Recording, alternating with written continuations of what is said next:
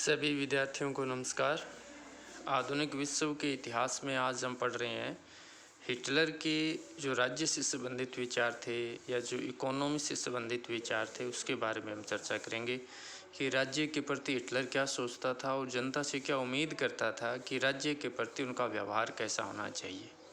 ठीक इसी तरह से अर्थव्यवस्था कैसी होनी चाहिए और अर्थव्यवस्था और राज्य का कैसा संबंध होना चाहिए और वो अर्थव्यवस्था लोगों के जीवन को उन्नत और खुशहाली बनाने वाली कैसे होनी चाहिए, इन सब के बारे में आज के इस वीडियो के अंदर हम लोग देखेंगे। तो चलिए सबसे पहले लेते हैं राज्य संबंधी विचार।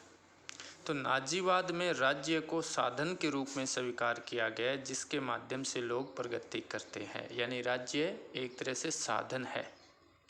हिटलर के मतानुसार राष्ट्रीयता पर आधारित राज्य ही शक्तिशाली बन सकता है क्योंकि उसमें नस्ल, भाषा, परंपरा, रीति रिवाज आदि सभी समान होने के कारण लोगों में सुदृढ़ एकता और सहयोग की भावना होती है जो विभिन्न भाषा, धर्म एवं प्रजाति के लोगों में होना संभव नहीं है।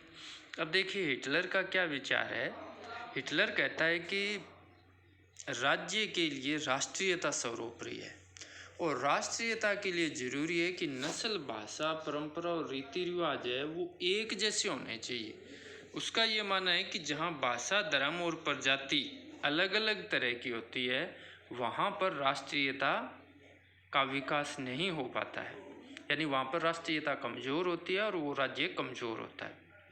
हिटलर ने सभी जर्मनों को एक करने के लिए अपनी पड़ोसी देश जो ऑस्ट्रिया था, चेकोस्लोवाकिया था या पोलैंड था, इनमें जर्मन बहुल इलाकों को उन देशों पर दबाव डाल के जर्मनी में मिला लिया तथा बाद में उनके पूरे प्रदेश पर ही कब्जा कर लिया। यानी जो ऑस्ट्रिया पड़ोसी देश है, चेकोस्लोवाकिया पड़ोसी देश है, पोलैंड पड़ोसी देश था, यहाँ पर जितने भी जर्मन मूल के लोग थे उनका जो क्षेत्र था तो उस सारे क्षेत्र को इसने ऑस्ट्रिया, चेकोस्लोवाकिया और पोलैंड पर दबाव डाल करके जर्मनी की सीमा में या जर्मनी राज्य के अंदर मिला लिया। यानी जर्मन राज्य के अंदर जर्मन मूल के ही लोग होने चाहिए। ये हिटलर का राज्य के प्रति कॉन्सेप्ट था, जहाँ पर एक जैसी नस्ल हो, एक जैसी भाषा हो, एक जैसी परंपरा हो, एक जैसे रीति रिवाज हो। अनेक देशों पर कब्जा करने को नाजियों ने इसलिए आवश्यक बताया कि सर्वश्रेष्ठ होते हुए भी जर्मनों के पास भूमि एवं संसाधन बहुत कम है जबकि उनकी आबादी बढ़ रही है। अब देखिए उसने ऑस्ट्रिया, चेकोस्लोवाकिया, पोलैंड, हंगरी के वो क्षेत्र जो जर्मन मूल के थे या जर्मन बाहुल्य वाले क्षेत्र थे वो तो मिला लिए और बाद में इन देशों पूर्ण देशों पर भी कब्जा कर लिया। तो उसमें हिटलर का ये तर्क था कि चूंकि जर्मनी है वो उनके पास भूमि कम है, संसाधन कम है, इनकी आबादी बढ़ रही, इसलिए ज़रूरी है कि आसपास के क्षेत्र चाहे वो जर्मन मूल के नहीं हो उनको भी जर्मनी के अंदर शामिल कर लिया जाए। समुचित जीवन निर्वाह के लिए अन्य देशों पर अधिकार करने के अतिरिक्त और कोई उसके पास विकल्प नहीं था, इसलिए हिटलर एक के बाद एक दूसरे देश पर कब्जा करता चला गया जिसके कारण द्वितीय विश्व युद्ध का आगाज भी होता चला गया।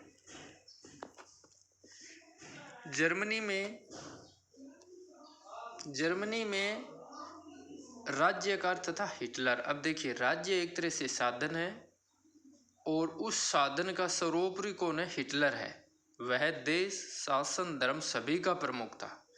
हिटलर को ही सच्चा देवदूत माना गया, यानी राज्य सर्वोपरि है, हिटलर सर्वोपरि है। बच्चों को पाठशाला में पढ़ाया जाता था कि हमारे नेता एडोल्फ हिटलर हम आपसे प्रेम करते हैं, आपके लिए प्रार्थना करते हैं, हम आपका भाषण सुनना चाहते हैं, हम आपके लिए कार्य करना चाहते हैं। ये जो सारी चीज़ें आप देख रहे हो ये वहाँ के स्कूल के विद्यार्थियों को पढ़ाया जाता था, यानी जो चीज़ हम राज्य के लिए बोलते हैं वो सारी की सारी बातें हिटलर के लिए बोली जाती थी।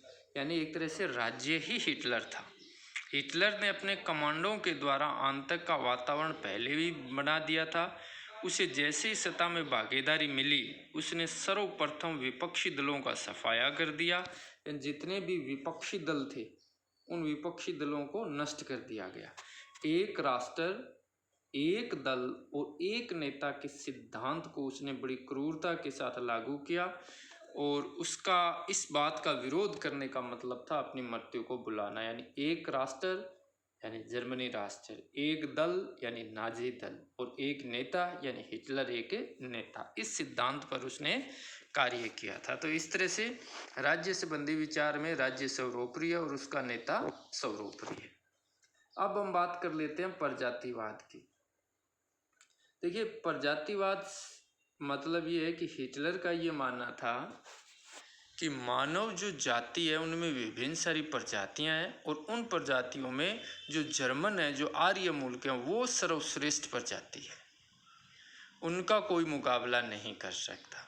और जर्मनी के अंदर जर्मन मूल के आर्यंस लोगों को ही रहने का अधिकार है, बाकी जो अन्य प्रजातियां हैं उनको जर्मनी में रहने का अधिकार नहीं है।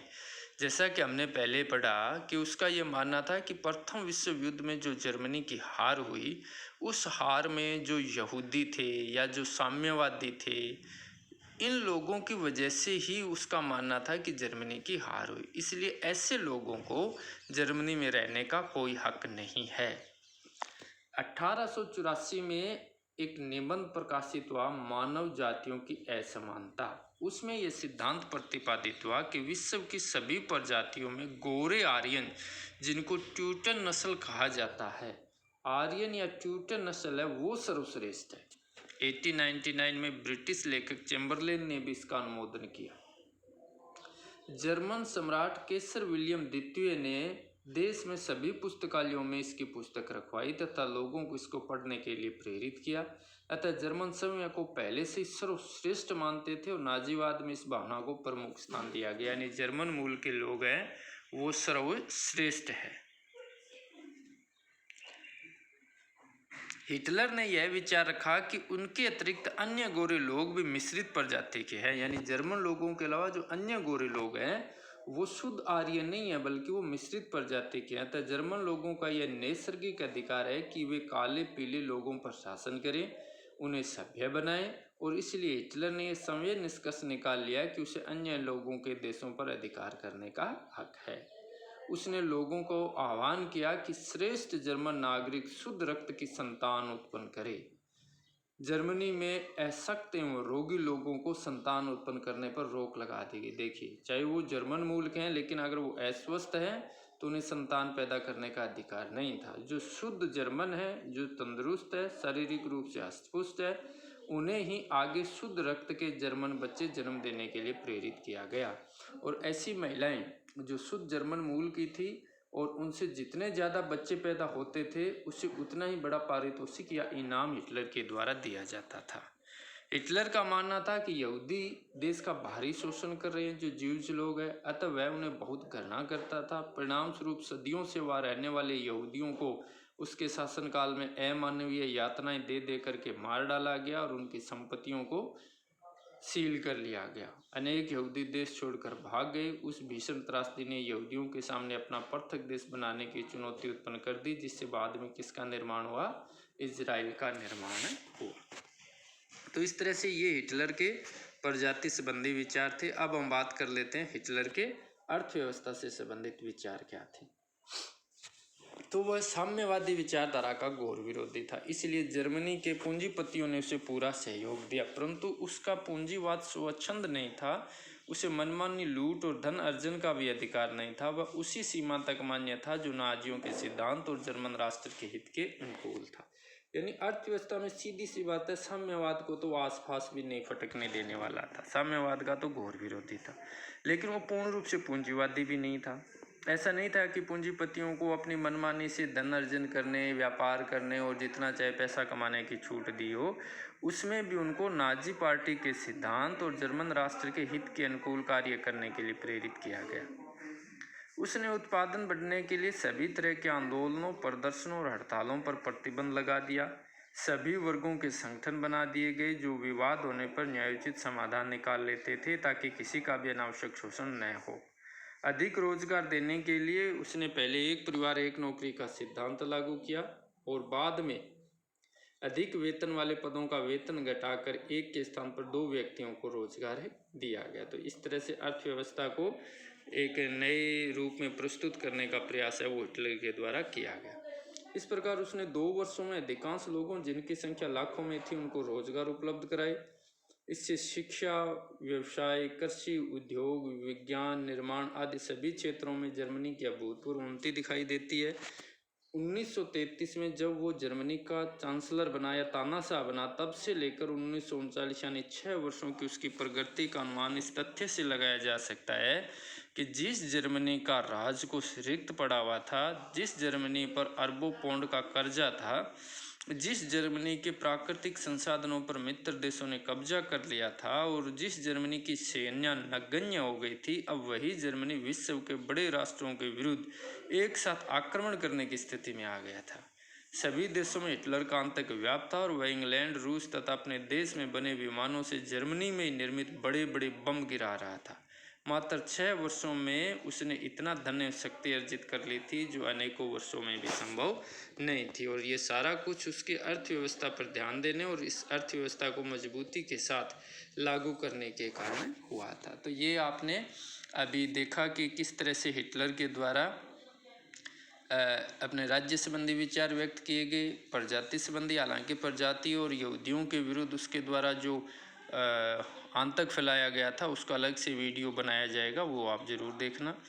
और अर्थव्यवस्था संबंधी जो विचार है वो इस वीडियो में देखें। उम्मीद है आपको अच्छा लगे, तो इसको सब्सक्राइब ज़रूर करना। Thank you.